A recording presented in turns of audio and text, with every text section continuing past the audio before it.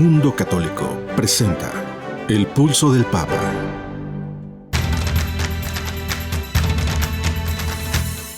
El Pulso del Papa, desde Ciudad del Vaticano.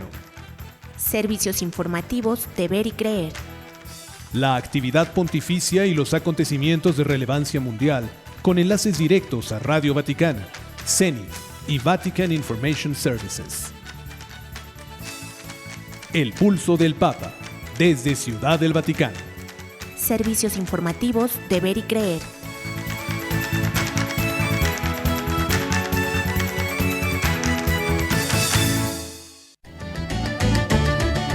Francisco afirma que con Dios todo es posible y sin Él no nos curamos del pecado. El Papa Francisco insta a los cristianos a ser artífices de reconciliación en el mundo. En una nueva entrevista, el Papa habla del caso Rupnik y del sínodo alemán. Puedo morir mañana, bromea el Papa Francisco, pero de salud estoy bien. Benedicto XVI fue incomprendido a lo largo de su vida, afirma el secretario general del Sínodo de los Obispos. El Papa Benedicto XVI defiende el cristianismo en un nuevo libro. En el día de San Francisco de Sales, nuestro santo patrono, obispo recuerda a periodistas asesinados en México. Denuncian persecución contra centros que ayudan a mujeres embarazadas en la Ciudad de México. Obispos de Bolivia denuncian imposiciones ideológicas en material educativo para el año 2023. Y por último, obispos del sur de Perú rechazan la violencia y piden a autoridades solucionar demandas. Esto y más enseguida en los servicios informativos de Ver y Creer. Queridos amigos radioescuchas, les saludamos con afecto, como cada semana, con el gusto de estar con ustedes. Marisa O'Farrill y Roberto Farril en las voces informativas, en la redacción Ana Guadalupe Silvestre y en los controles operativos Miguel Ángel Mejía. Hoy tenemos, como siempre, información y una entrevista que resultará muy útil para todo nuestro amable público porque le presentaremos Previsiones 2023. ¿Qué es lo previsible en la Iglesia que ocurre en este año en el mundo y en México? ¿Qué es lo previsible que ocurra en economía y también en geopolítica? Qué bien. Tendremos con nosotros a Julieta Pendini, directora de la Fundación Pontificia Ayuda a la Iglesia Necesitada. También estará con nosotros Ernesto Farril Santos Coy, presidente de Bursamétrica, y Miguel Salinas, analista de geopolítica. Así que hoy tenemos ese contenido siempre interesante al empezar cada año. Sí. Pues mientras empecemos a conocer lo acontecido en la semana en el Vaticano y Europa, sea usted bienvenido a la información.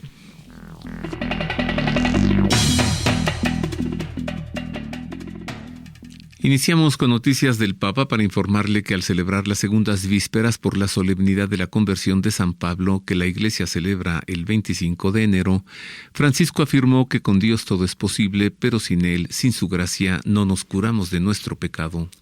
Queridos hermanos y hermanas, por nosotros mismos no somos capaces de liberarnos de nuestras malas comprensiones de Dios y de la violencia que se incuba en nuestro interior, dijo el Papa en la homilía que pronunció en la Basílica de San Pablo, extramuros de la Ciudad Eterna.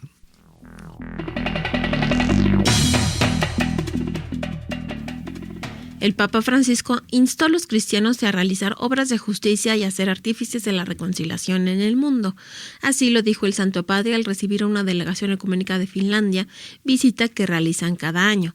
En su discurso, el pontífice recordó la semana de oración por la unidad de los cristianos que se llevó a cabo del 18 al 25 de enero y que este año tiene por tema «Haz el bien, busca la justicia». Como testigos de la fe en Cristo, que se sumergió en la fragilidad de nuestra condición humana, estamos llamados a sumergirnos en las llagas de los necesitados y hacerlo juntos, indicó el Papa.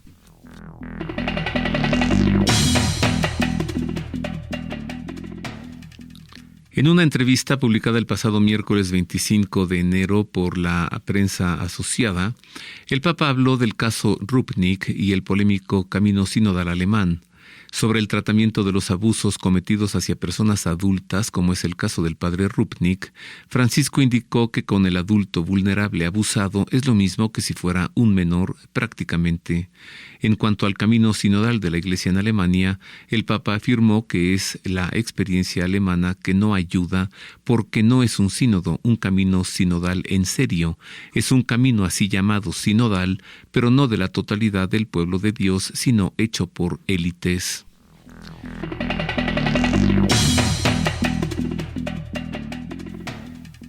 Puedo morir mañana, pero vamos, está controlado. De salud estoy bien, comentó el Papa Francisco en una entrevista publicada por The Associated Press. El Papa Francisco aseguró además que goza de buena salud a sus 86 años. Estoy bien de salud.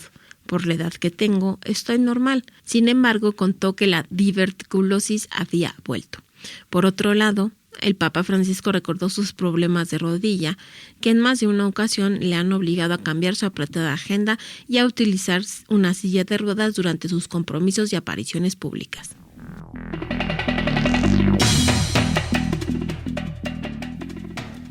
En otras noticias, en un ensayo publicado, el cardenal Mario Grech, secretario general del Sínodo de los Obispos, aseguró que el Papa Benedicto XVI fue incomprendido a lo largo de su vida y ministerio.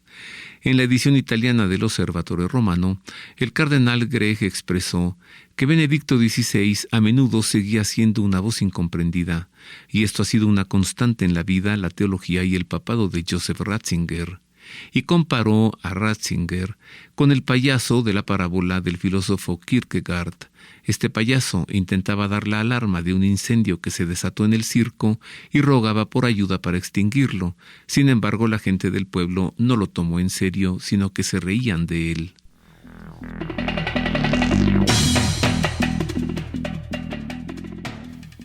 En un nuevo libro titulado ¿Qué es el cristianismo?, publicado de forma póstuma, el Papa Benedicto XVI defiende al cristianismo contra las acusaciones de intolerancia.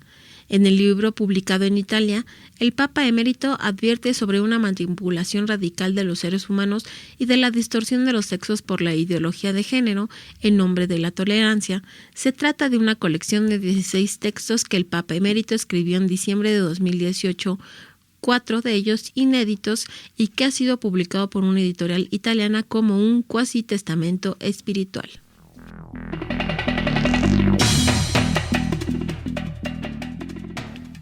En noticias de China, le informó que el cardenal Joseph Zen Se-kyun, obispo emérito de Hong Kong, dijo en una reciente entrevista que si el Papa Francisco tuviese graves problemas de salud, podría renunciar como lo hizo Benedicto XVI. En diálogo con el diario italiano Il Giornale, y al ser preguntado sobre si Francisco debía renunciar, el cardenal Zen respondió: «Pienso que sí. Si el Papa tuviese graves problemas de salud, debería tomar en consideración la idea de renunciar». Benedicto XVI ofreció un óptimo ejemplo, agregó el cardenal Zen.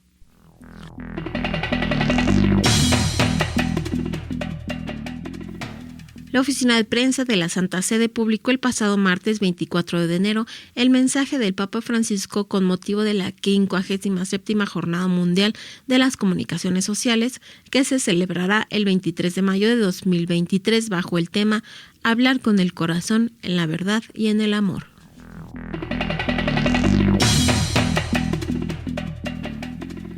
La oficina de prensa de la Santa Sede también presentó la vigilia ecuménica de oración que tendrá lugar en Roma del 30 de septiembre al 2 de octubre de este año 2023. La primera información de este evento la había dado el Papa durante el Angelus, cuando aseguró que el camino hacia la unidad de los cristianos y el camino de la conversión sinodal de la Iglesia están unidos. Por ello, explicó que tendría lugar en la Plaza de San Pedro una vigilia ecuménica de oración, con la que confiaremos a Dios los trabajos de la 16ª Asamblea General Ordinaria del Sínodo de los Obispos.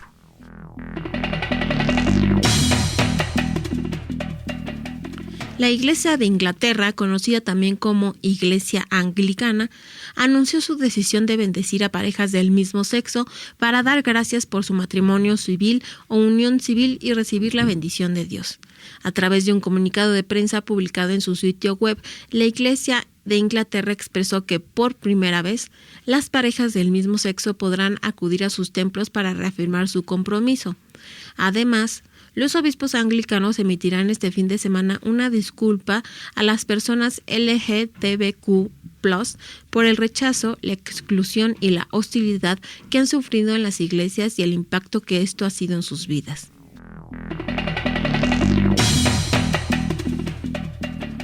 En otras noticias, los obispos de Myanmar hicieron un llamado a la paz y a la protección de los lugares de culto después de que se llevaran a cabo una serie de ataques contra aldeas cristianas e iglesias católicas por parte de la junta militar que controla el país asiático. Hacemos este apasionado llamado a la paz, instando a todos a emprender el peregrinaje de la paz, indicó un comunicado firmado por el cardenal Charles Bo, arzobispo de Yangon, Monseñor Marco Tin Wan y Monseñor Basilio Atai.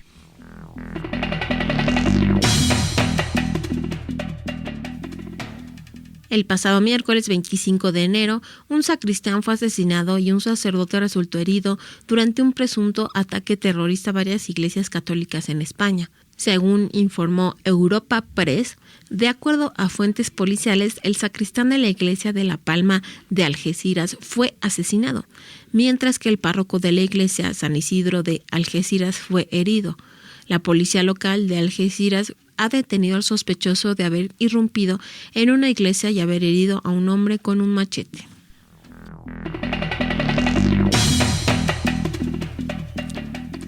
Y hasta aquí el recuento de los sucesos ocurridos en Europa, en la sede apostólica y en Oriente. Usted ya quedó bien informado. Más adelante, noticias de sucesos ocurridos en México y en el continente americano.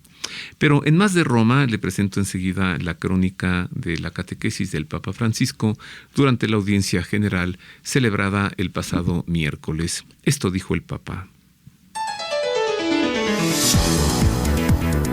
Radio Vaticana, la radio del Papa.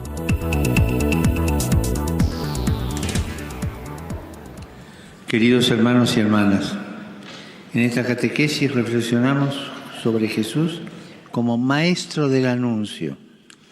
Hemos escuchado que en la sinagoga de Nazaret Él se identifica con una profecía de Isaías, y en ese breve pasaje podemos ver 5 elementos esenciales de la evangelización: la alegría, la liberación, la luz, la sanación y la capacidad de maravillarse por las obras que Dios hace. Otra cuestión a considerar es que los destinatarios del Evangelio son los pobres.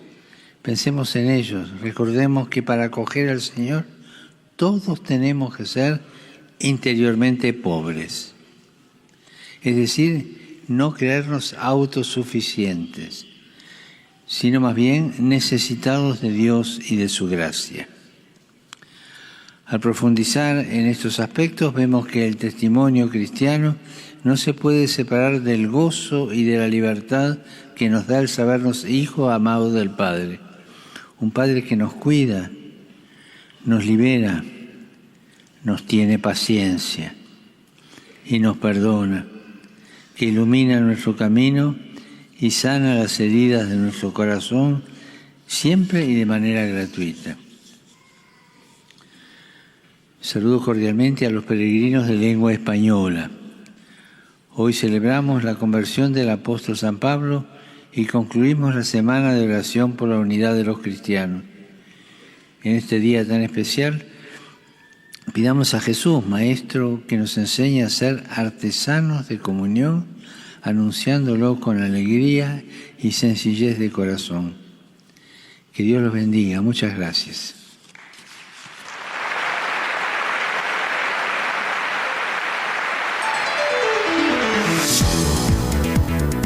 Radio Vaticana, la radio del Papa.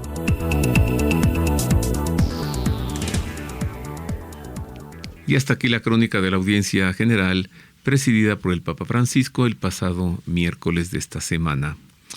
Es momento de hacer una pausa, queridos amigos, pero no se vaya, quédese con nosotros porque al volver Conversaré con Ernesto Farril Santos Coy, presidente de Bursamétrica, con Miguel Salinas, analista de geopolítica, y con Julieta Appendini, directora de la Fundación Pontificia Ayuda a la Iglesia Necesitada, para ver qué es lo que estos tres expertos nos pueden decir en torno a lo que pudiera suceder durante este año 2023 en economía, en la Iglesia y en geopolítica. Es decir, después de esta pausa le presentaré Previsiones 2023. Volvemos con esto. Queremos conocer su opinión. Contáctenos en nuestro correo electrónico elpulsodelpapa@vericreer.com. Ya estamos de regreso en los servicios informativos de Ver y Creer. Pasemos ahora a la entrevista. Previsiones 2023. ¿Qué es lo previsible que ocurra durante este año en la Iglesia, en el mundo y en México? También en materia de economía en el mundo y en México, y también qué puede ocurrir en geopolítica. Para esto conversaré con Julieta Appendini, con Ernesto O'Farrill y con Miguel Salinas. Ernesto, bienvenido. ¿Qué tal? Encantado de estar aquí contigo. Gracias. Para hablar sobre las previsiones en lo que pudiera ocurrir en la Iglesia, en México y en el mundo, Julieta Appendini, director de la Fundación Pontificia Ayuda a la Iglesia Necesitada. Gracias, Julieta. Gracias, Roberto. ¿Sí ves las cosas muy duras?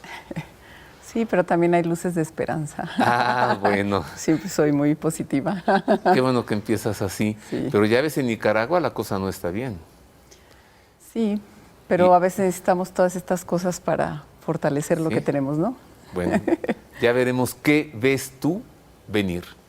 Y en materia de geopolítica, pues Miguel Salinas, quien radica en Guadalajara, ha sido muy activo últimamente desde sus blogs y en YouTube, y hace, además de publicar cada semana el boletín de inteligencia y el boletín de información, es un gran analista de geopolítica. Bienvenido, Miguel. Gracias, Roberto, por tu invitación. Siempre es un honor estar aquí con ustedes y en este programa tan esperado por toda la gente. Gracias. La pregunta primera es Ucrania, ¿no? Ucrania, sí, Rusia. ¿Verdad? De hecho, la última vez que estuvimos aquí haciendo este programa... Antes de la pandemia, ¿no? Fue, en el transcurso de la elección, estaba en desarrollo la elección del 2020, y habíamos hablado que era previsible un conflicto entre Rusia y Estados Unidos. Ándale. Ajá. Y bueno, no era una cuestión de bola mágica, simplemente se veía venir que si quedaba, como quedó Biden de presidente, se iba a desatar un conflicto, lo cual sucedió. Ahí está. No tanto Estados Unidos, pero sí la OTAN. Está involucrado, exactamente. Bueno, como ve usted, tenemos mucha carnita, tenemos mucha materia. Posiblemente lo que más pudiera preocuparle a usted así rápido sería la cuestión económica, ¿no? En el mundo, el euro, el dólar, la inflación, el peso. ¿Qué va a ocurrir con el dinero en México? Comencemos conversando con Ernesto O'Farrill Santos Coy acerca de lo que puede ocurrir en materia económica. Primo, ¿nos va a cargar el payaso? Creo que cada año te pregunto lo mismo, ¿no? ¿Nos va a cargar el payaso, sí o no? En el mundo y en México. Bien. Desafortunadamente, sí, nos va a cargar el payaso. ¿Internacional o nacional? Internacional. Bien, en resumen, ¿qué es lo que sucedió? Con la pandemia, los países ricos, sobre todo, sus bancos centrales se pusieron a crear dinero de manera excesiva, y pues también hubo programas de los gobiernos donde les llegaban cheques a las familias y a las empresas para apoyarlos en la pandemia. Todo eso sucedió en el 20 y en el 21. En el 22, el banco principal del mundo, que es la Reserva Federal, tardó mucho tiempo en darse cuenta que lo anterior que acabo de comentar estaba generando un fenómeno de inflación más alta a lo normal. Y no lo quiso reconocer a tiempo, ni quiso actuar. Pero después llegó el intento de intervención de Rusia en Ucrania, y eso todavía exacerbó más las presiones inflacionarias, y adicionalmente también olas continuas de la epidemia COVID con nuevas cepas en China generó también que hubiera varios episodios de confinamiento en más de 40 ciudades en China, donde se interrumpió la producción de bienes de las cadenas de suministro a nivel mundial. Otro factor que también alentó la inflación. Y entonces estamos hoy ante la inflación más alta de los últimos 40 años. Y lo que han estado haciendo los bancos centrales a lo largo de este año es revertir sus políticas monetarias, subiendo las tasas de interés y ahora recogiendo dinero. Nunca antes en la historia habíamos visto primero la creación de dinero que se dio en los años 20 y 21, ni el fenómeno que estamos viendo ahora en el que todos los bancos centrales al mismo tiempo están subiendo tasas y recogiendo dinero. La primera fase implicó que los mercados en general, mercados de bienes, materias primas, mercados de accionarios, de bonos, divisas, se inflaran, hasta las criptomonedas, ¿no? Subieron de precio irracionalmente. Bueno, pues lo que viene más adelante es que vamos a tener una desinflación, ¿no? En la medida que se recoge dinero. En la medida en la que se recoja el dinero, pero se hará. Los mercados se van a desinflar, pero esto ha tardado mucho precisamente porque está el factor Rusia, porque está el factor China, y entonces los bancos centrales han tenido que subir más las tasas de interés y todavía se espera que suban más en la primera parte del año entrante. Y el efecto de eso, ese es a donde quiero llegar, es que vamos a pasar por una recesión global. Europa y Reino Unido ya entraron en esa fase donde se cae la actividad económica, se cae la producción y empieza a haber más desempleo. Ahí ya entraron los europeos y los británicos. Se espera que Estados Unidos entre en ese fenómeno de recesión inducida por los propios bancos centrales el año entrante, probablemente en el segundo... O sea, 2024. 2023. Ajá, no, este año. Este año, que está comenzando. 2023, segundo trimestre, tercer trimestre, es donde pudiera iniciar la recesión en Estados Unidos. Y en el caso de México, con un trimestre de desfase, más o menos, es decir, para el tercer trimestre o cuarto, podríamos ver que también en México se sufrirá una recesión, pero magnificada. Entonces, a partir de abril empezaríamos a sufrir en México. Digamos que empieza a verse en algunos sectores, porque no toda la economía se comporta digamos, de manera sincronizada, sino que unos sectores van antes que otros. Ahora conversaré con Miguel Salinas en torno a geopolítica internacional. Miguel, OTAN, Rusia, China, ¿qué? Bueno, como Estados Unidos. Así es. Bueno, y México, ¿no? O sea, no es 2023, pero será 2024. Bueno, pero el 2024 va a empezar en 2023. A ver, ¿cómo? Electoralmente hablando. Por lo que va a suceder en la elección del Estado de México, que es la más importante de las que va a haber. Y ahí va a ser un ejercicio de lo que va a pasar en el 2024, en todos los sentidos. Está medio cantado lo que viene, precisamente por lo que pasó, no sé si recuerdas, hace más o menos unas 3 semanas, a mediados de diciembre del 2022, que el presidente pues metió a la mala, ¿no?, la iniciativa de que le aprobaran su reforma electoral con la idea de impedir que se lleven a cabo los procesos electorales de manera regular, como se habían estado realizando prácticamente desde el 90, ¿no? Y la primera prueba de fuego, pues esto ya sabemos que se va a la Suprema Corte para pedir que se haga inconstitucional, pero no sabemos en qué va a terminar. El asunto es que en el Estado de México se va a mostrar realmente si esto se va a echar a andar. ¿Cuándo? En la elección, en julio. Es en julio. ¿Y qué crees que ocurra? ¿Qué es previsible? Bueno, yo creo que... A ver, ya, si el PRI pierde el Estado de México, ahora sí ya. Yo creo que va a haber una especie de... es que eso va a depender de algo muy inestable, que es el estado de ánimo del presidente.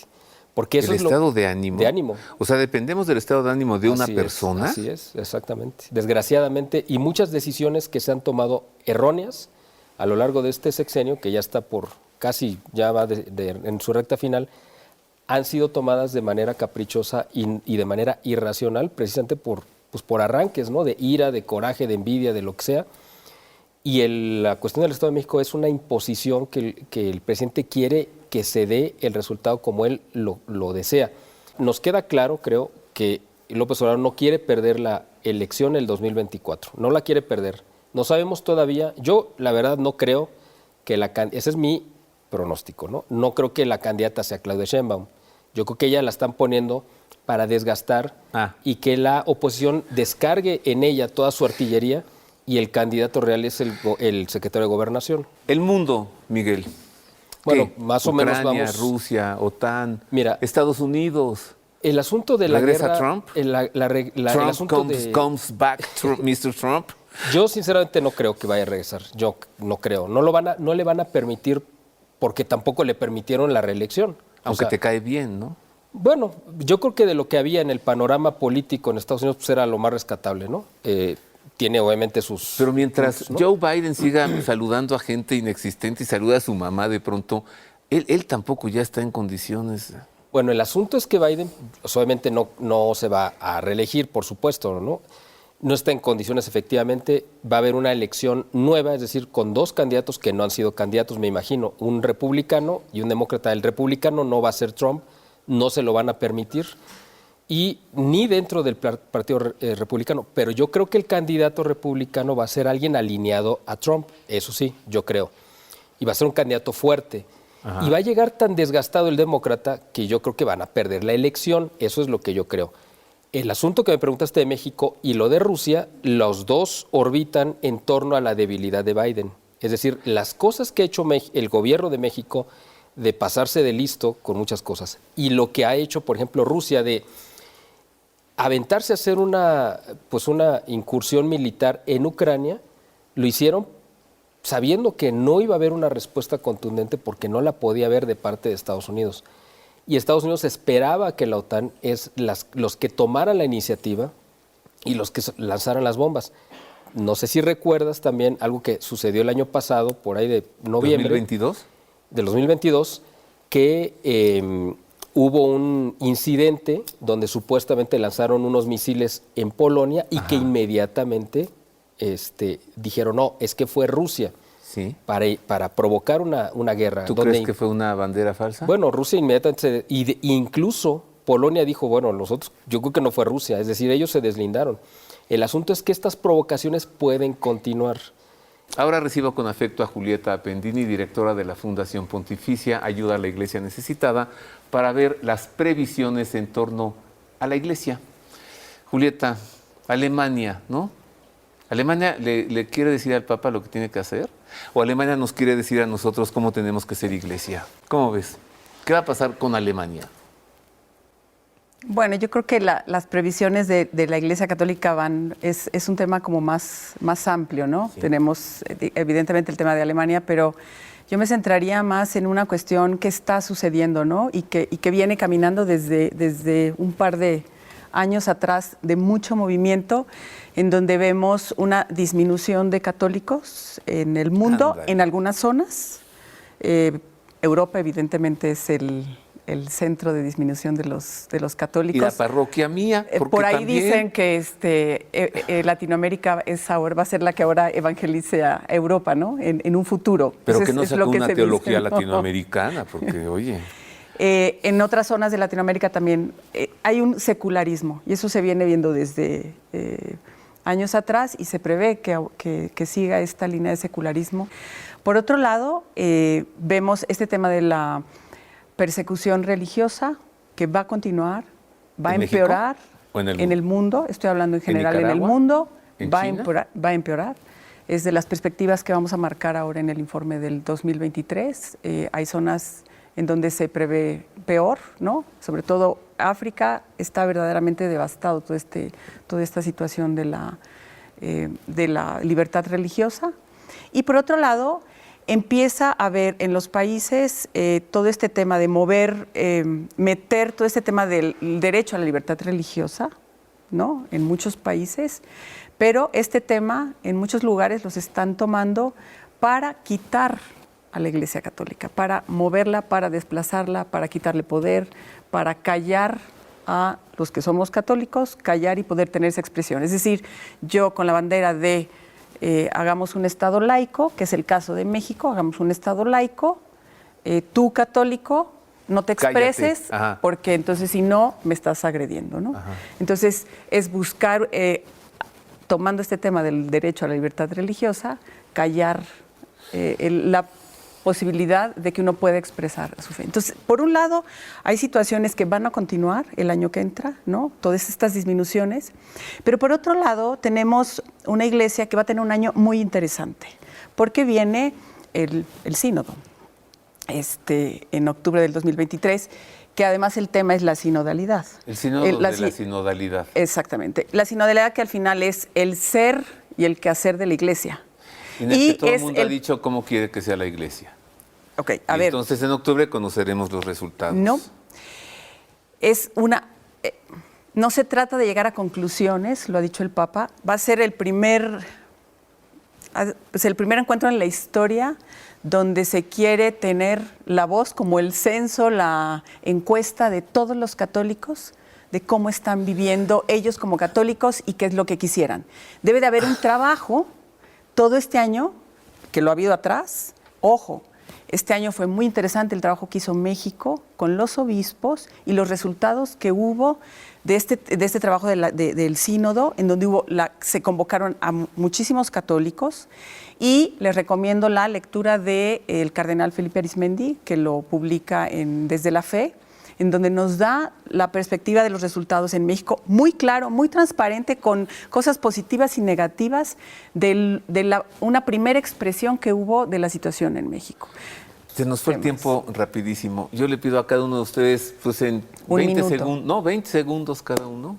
Miguel. Bueno, pues simplemente que estamos entrando a un régimen nuevamente como lo que pasó en 1924, que se prolongó hasta el 40, donde se va a juntar un maximato comunista, como con Cárdenas, pero hay una solución, y la solución se dio a partir de 1940, que llega un presidente católico, como Manuel Ávila Camacho, que borró el legado de Cárdenas, el legado del maximato, y abre una nueva ventana de tiempo de 30 años de desarrollo estabilizador. ¿Y entonces tú qué crees? Que tenemos una oportunidad en el 2024 para que podamos sentar las bases para salir de este próximo año. Así es. Julieta. Yo, como siempre, regreso a la responsabilidad que tenemos cada uno de nosotros. Yo creo que tenemos una oportunidad como católicos a formar parte de esto y no esperar que otros decidan, sino involucrarnos en esto para ver lo que va a pasar con nuestra institución, con lo que creemos, pues siempre con la confianza que hay alguien más grande arriba que está dejando que nos peleemos para ponernos en orden. Y creo que nos toca una responsabilidad no solo de los obispos, no solo del Papa, sino de cada uno de los católicos creyentes, que nos pongamos a trabajar para que verdaderamente saquemos a flote esta institución y esto que creemos cada uno de nosotros. Tú y yo vamos a misa todos los domingos. ¿Crees que nuestros hijos vuelvan a ir a misa todos los domingos? ¿Los hijos de quiénes? De todos los que estamos aquí y de todo el público que nos está viendo. Tenemos que trabajar en eso. Tenemos que trabajar en eso. Probablemente no lo veamos, pero tenemos que ser conscientes que hacemos un trabajo, como dijo Dios, tú ponte a trabajar, para ver, aunque tú no veas los frutos o se vean bastante. La mejor previsión que podemos hacer todos es estar en estado de gracia. Esa es la mejor previsión. Mira, ya se nos está haciendo obispo, Miguel. Pero es cierto, tienes toda la razón. Claro. Porque nadie sabe el día ni la hora. Así es. Primo querido. Pues quisiera cerrar con un cisne blanco, ¿no? A ver, sí, por favor. Está muy fatalista aquí, Roberto, todo el tiempo. Hay enormes oportunidades para la economía mexicana, como puede ser la industria de microchips, como puede ser esta tendencia de relocalización de plantas que vienen de China y se quieren instalar en México. Desafortunadamente, por ejemplo, en ese aspecto, pues la CFE no tiene suficientes acometidas y los desarrolladores de parques industriales en el norte del país se quejan de que no hay ni electricidad ni agua, y entonces no podemos aprovechar esta oportunidad. El cisne blanco sería que el presidente cambia de opinión y cambia las políticas y permite que haya, por ejemplo, una política económica hacia las energías limpias. No, bueno, eso ya es cisne blanco, eso ya es un sueño guajiro. Muchas gracias, Ernesto. Gracias, Julieta. Gracias, Miguel. Gracias, Roberto. Hacemos ahora una pausa, queridos amigos, después de ver lo que es previsible que pudiese ocurrir durante este año 2023. Tras esta pausa, volvemos para darle a conocer noticias de América y de México. Una pausa y volvemos. Háganos llegar sus sugerencias y comentarios a nuestro correo electrónico elpulsodelpapa@pericreer.com. Ya estamos de regreso, queridos amigos, y yo todavía sigo un poco en shock con esto de las previsiones 2023. Ya veremos qué ocurre y qué no. Continuamos con más de los servicios informativos de Ver y Creer para entregarle a usted el recuento de los sucesos que durante esta semana han tenido lugar en el continente americano y también en México. Nuevamente sea usted bienvenido a la información.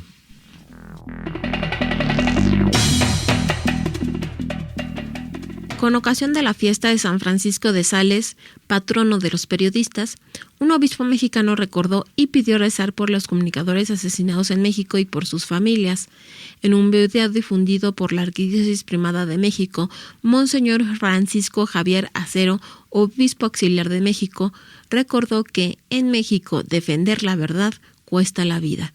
No estamos hablando de países del Medio Oriente, no, estamos hablando de nuestro México real. Defender la verdad cuesta la vida, insistió.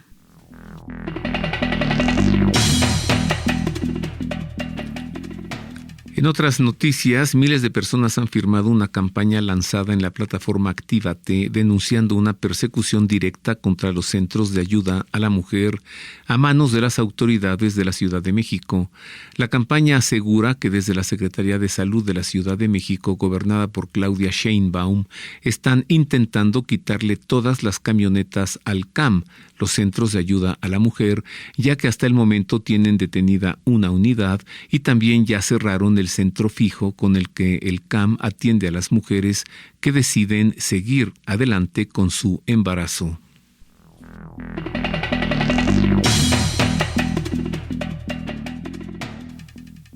La Conferencia Episcopal de Bolivia calificó de unilateral la propuesta del gobierno para la gestión escolar 2023 y criticaron imposiciones ideológicas en los contenidos.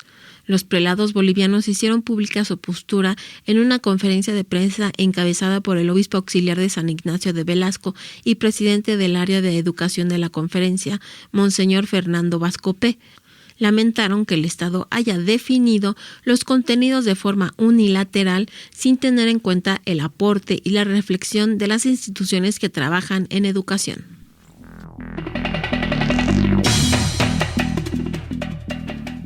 En noticias de Colombia, la plataforma ciudadana Unidos por la Vida criticó enérgicamente el nuevo reglamento del aborto en el país que permitirá, entre otras cosas, que las niñas de 14 años se sometan a esta práctica sin permiso de sus padres.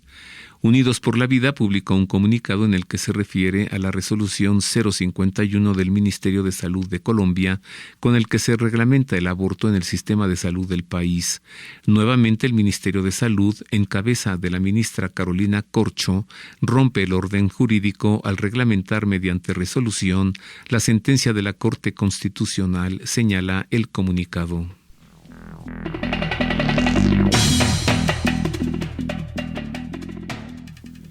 Los obispos de los departamentos de Puno y Cusco, en el sur del Perú, alzaron su voz de protesta ante los desgarradores hechos de violencia suscitados en varias ciudades y exigieron a las autoridades solucionar las demandas sociales de manera respetuosa y humilde.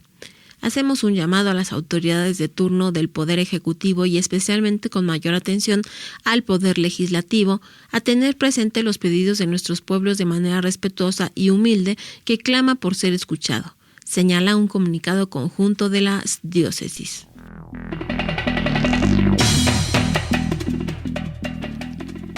En Más del Perú le informo que 2 sacerdotes del arzobispado de Arequipa mediaron el fin de semana para rescatar a un policía que había sido secuestrado en medio de las violentas protestas en el país. El fin de semana el gobierno regional de Arequipa se contactó con el arzobispado local para pedir la ayuda de algún sacerdote mediador en medio de las violentas protestas en la localidad de La Joya. Sarco Medina, director de comunicaciones del arzobispado de Arequipa, explicó que los sacerdotes lograron que los manifestantes liberaran al policía que mantenían retenido y que las autoridades pusieran en libertad a 5 detenidos. Pues bueno, aplaudimos la acción de la Iglesia y yo le voy diciendo a las autoridades de Perú que tengo ganas de ir a Perú. Quiero estar en Lima, en la Basílica de Santa Rosa. Quiero estar en el convento dominico donde vivió San Martín de Porres. Quiero ir a Cusco, adquirir óleos sobre tela y quiero estar en Arequipa, en la ciudadela monástica de Arequipa. Pero señores del Perú, si ustedes no detienen estos desórdenes, pues ni yo ni nadie iremos al Perú.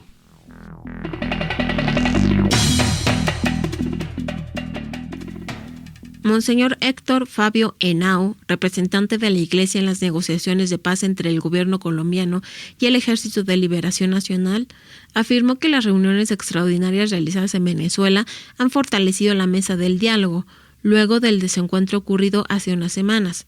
Del 17 al 21 de enero se llevaron a cabo en Caracas unas reuniones extraordinarias entre los delegados del gobierno de Gustavo Petro y del Ejército de Liberación Nacional, a las que asistió como acompañante Monseñor Henao.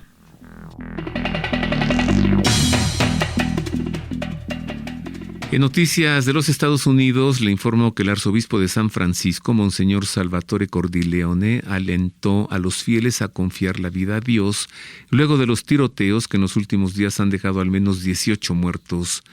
Los tiroteos recientes en Monterey Park y ahora en Half Moon Bay nos recuerdan lo frágil que es la vida humana, pero también lo preciosa que es. Así lo señaló el arzobispo en una declaración y agregó: nunca debemos darla por sentada, nunca debemos descargar nuestras agresiones y nuestras frustraciones en los demás, especialmente con cualquier forma de violencia.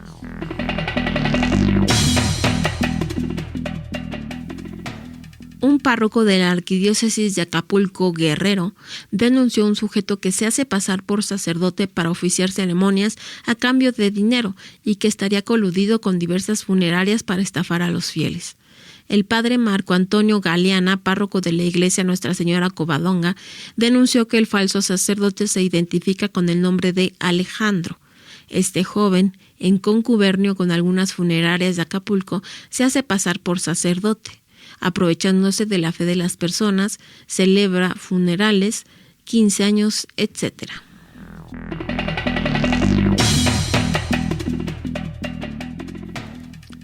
En Más de Colombia le informamos que el padre John Mario Gutiérrez, gerente general del Campo Santo Metropolitano de Cali, Colombia, rechazó rotundamente la profanación que un grupo de jóvenes cometió contra una de las tumbas, a lo que se sumó que se hiciera mofa de los restos humanos allí depositados. En declaraciones difundidas por el diario El Tiempo, el sacerdote relató que numerosos jóvenes que llegaron en al menos 8 autobuses, participaron en un entierro en el Campo Santo Metropolitano Central, administrado por la Arquidiócesis de Cali, y que una vez terminado dicho servicio y ya entrada la tarde, les pareció oportuno violentar otra tumba y hacerse tomar registros fotográficos y hacer mofa con los restos de una tumba en el cementerio central.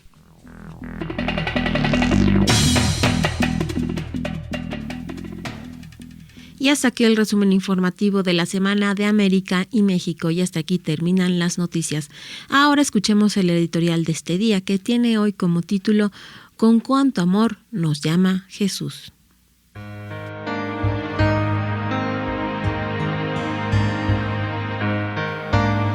El monte es identificado en la Escritura Sagrada como el lugar de Dios. Del monte se asoma el sol en las auroras y por entre las montañas se ausenta por las tardes. Desde allí ruge el trueno y resplandece el relámpago. Ahí se congregan las nubes que bañarán los valles. Dios le habló a Abraham en la montaña y en el monte entregó a Moisés las tablas de la ley. En uno de sus felices días, Jesús subió al monte para emprender una acción de Dios que sus discípulos, conocedores de la tradición escriturística, comprendieron con tal alegría que acudieron de inmediato. Subió al monte y llamó a los que él quiso, y vinieron donde él. Instituyó 12 para que estuvieran con él y para enviarlos a predicar con poder de expulsar los demonios. Entre los años 1004 al 965 a.C., el rey David había reunido a las 12 tribus de Israel e hizo de Jerusalén la ciudad sede de su monarquía. Luego Jesús eligió a 12 discípulos de entre los muchos que le seguían para fundar y establecer el nuevo pueblo de Dios, la humanidad en su conjunto. En la Biblia, el número 12 aparece siempre en relación con las 12 tribus de Israel, por tener su origen tradicional en los 12 hijos de Jacob.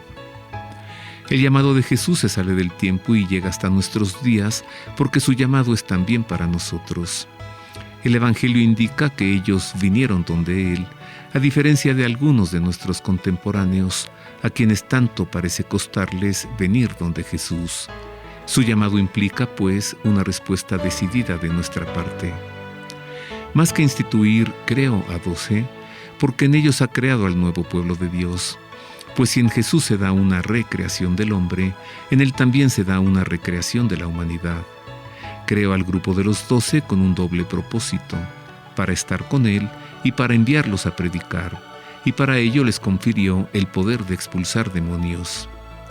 Lo que el Señor quiere de nosotros es que estemos con Él.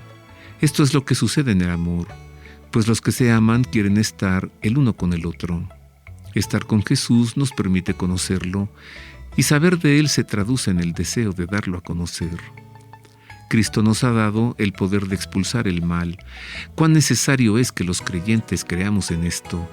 Se trata de un poder que nos permite arrojar el mal de nuestra persona y de nuestro entorno, pero no lo ejercemos porque lamentablemente no creemos en este poder que nos entregó. Expulsar el mal es apartar demonios, primero a los que nos atacan, luego a los que atacan a los demás, primero revisando nuestra interioridad y luego arrojando todo aquello que nos hace mal en nuestras palabras y acciones.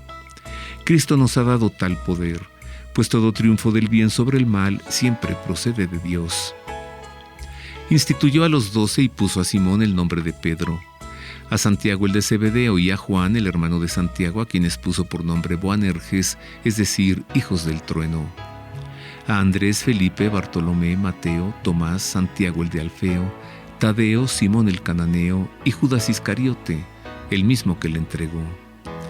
De entre los discípulos que le seguían, los apóstoles son el grupo de los 12, a quienes especialmente llamó para que fuesen sus testigos ante el mundo, los predicadores del Evangelio y los cimientos de la Iglesia, que es apostólica porque es descendiente de los apóstoles, en continuidad ininterrumpida en la sucesión de los obispos. A Simón le llamó Pedro, a Santiago y a Juan quiso llamarles Boanerges, posiblemente por su carácter enérgico. Cambiar el nombre indica un sentido de pertenencia. Ahora son de Jesús, son de Dios. Antes de estar con Cristo, antes de proclamarlo y antes de expulsar el mal de la propia vida, todos le hemos pertenecido de alguna manera a otros, a quienes han pretendido imponer su voluntad sobre la nuestra. Pero ahora, con Jesús en nuestra vida, con su llamado y con nuestra voluntad de seguirlo, ahora le pertenecemos a Él. Nos ha recuperado y no quiere perdernos. Lo demás está en cada uno de nosotros, en no cambiar de dueño, en no ser de ningún otro señor que pretenda mandar en nuestros actos y adueñarse de nuestra historia. Y pues somos de Dios, ¿con qué nombre nos llama? Siervo ya no, amigo tampoco. Ahora nos llama hermano y también hijo. Con cuánto amor nos llama Jesús.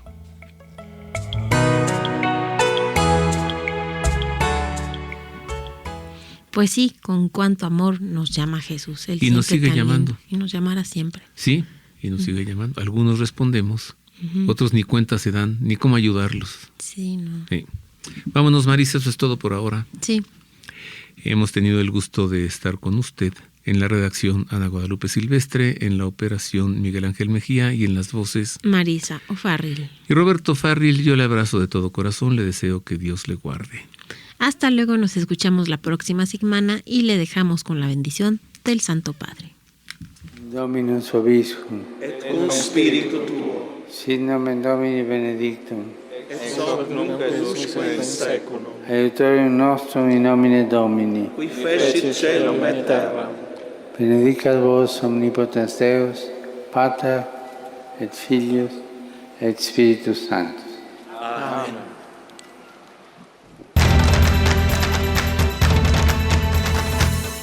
El pulso del Papa, desde Ciudad del Vaticano. Servicios informativos de Ver y Creer. La actividad pontificia y los acontecimientos de relevancia mundial, con enlaces directos a Radio Vaticana, Zenith y Vatican Information Services. El pulso del Papa, desde Ciudad del Vaticano. Servicios informativos de Ver y Creer.